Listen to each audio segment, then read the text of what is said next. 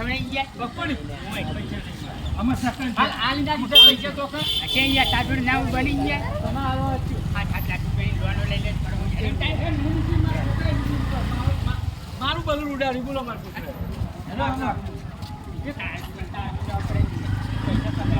પેલા કંટ્રોલમાં રાખતા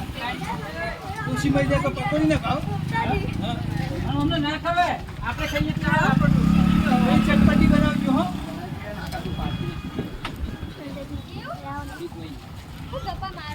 કોઈ ભાગ નહીં લેતા અંદર નહીં આપો લાગલી વાલા